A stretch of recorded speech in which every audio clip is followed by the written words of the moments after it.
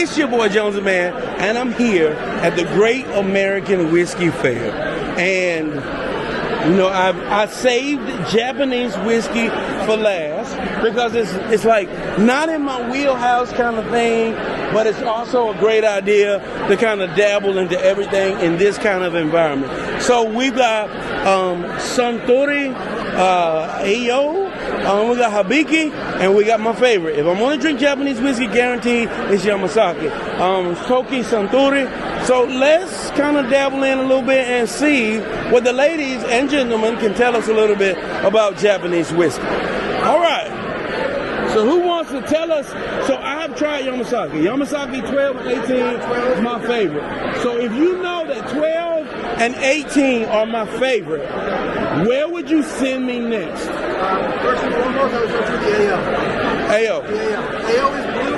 He's blue in Japanese. Blue, okay. It's representative of the blue being worldwide. And this has got 5 different distilleries combined to make this whiskey. Whiskey's from Kentucky, Canada, Japan, Ireland, and Scotland. It's going to have it. I tell everybody it tastes like an Irish whiskey going down. So I think Jameson in the intake and then Scotch coming out. Fantastic combination. We heard that it's going to be Japanese on the intake and Scotch on the outtake. Let's see what your boy nose feels like. Man, this is very light. It's fresh. It's friendly. Very light up front on the palate, but it does finish Scotch heavy. I would say that that is a very accurate description. So Suntory AO price point? About $40.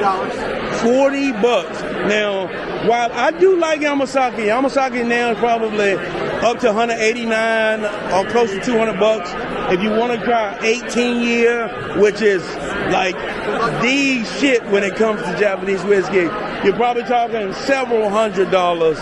But you know, you it's like anything, you got to pay for it. That is really good. I definitely want to dabble. I'm going to come back around to this Hibiki, but I probably would have overlooked AO. Now, when it comes to Japanese whiskey, Suntory is probably one of the biggest houses and producers of Japanese whiskey. So Toki, I would say, is entry level. This is like maybe a little bit younger, maybe a little bit rougher, maybe a little less soft on the palate.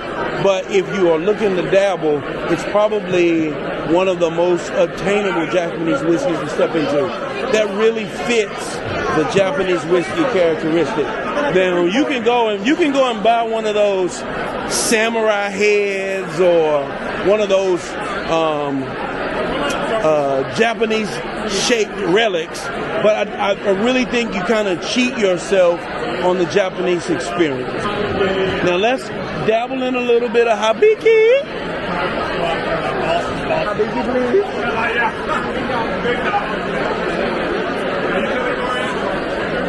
Thank you. So, tell us a little bit about this Hibiki. Hibiki is a 10-year whiskey, so it's going to have all the traditional flavor profiles of a Japanese whiskey. A lot of pear, a lot of green apple. You're going to have a nice little subtle smoke finish on the back end. But you're going to get some more of those caramel notes in there, unlike really single malts where you're going to get all that big heavy peat. It's going to be a little bit softer and very easy to drink. It's definitely a sipper, especially a warm weather sipper. You can get away with it in the summertime. One rock sits in there on your back porch, sit out in the sun. Yeah. Now, I see that you have Little Book Crafted. Freddie No on there.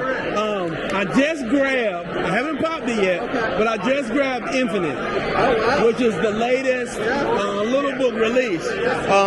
Anything you want to tell us? Have you tried it yourself? I have not. I've worked for Beam for 7 years, and I've only been able to try Little Book one time. What? They got to do better. Little Book, you got to do better. It's a tough one to get, especially in South Carolina. So, but the only time I got to try it when I was in Kentucky, I've gotten 1 bottle total. So, do you know, what did you try from Little Book? It was 4 years ago. Oh, yeah. So probably Long Way Home, probably 3 or 4, book 3 or 4, somewhere in that neighborhood. Yeah. So I think we're up to 8 now at this point. Yeah. Okay, sweet. Appreciate you, man. You want to tell us who you are? My name is Jacob South, and I work for Southern Glazers, Beef and Dairy Division. Ooh, so if you don't know, Southern is like the juggernaut when it comes to distillers, as I'm not distillers, distributors, as it relates here in the States, in the world, honestly. But yeah, I'm having a great time at the GAWF. So let's do it.